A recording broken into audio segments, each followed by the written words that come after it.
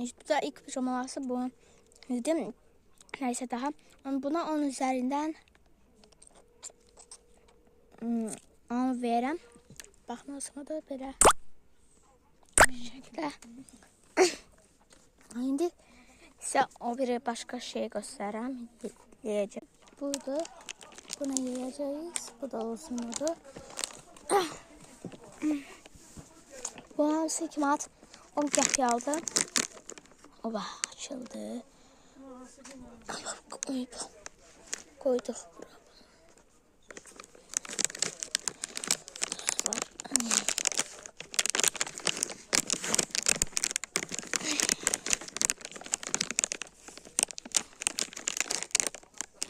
Sağdan aşağı yer vardı dostlar. Ben niye özlüyorum? Anam çok güzeldi. Onlar sizi garantiler sonra.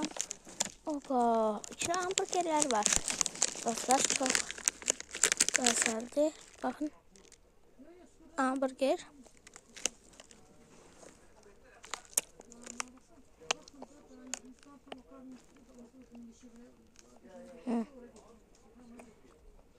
Onun üzerinden 9.5 verəm.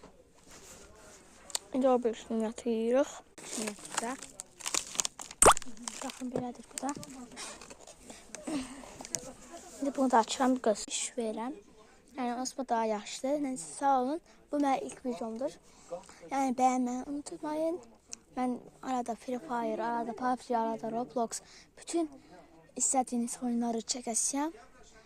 Yəni 50 abunəçi olsaq canlı yayınları hər gün 1 saat canlı yayın çəkəcəm. Sağ olun.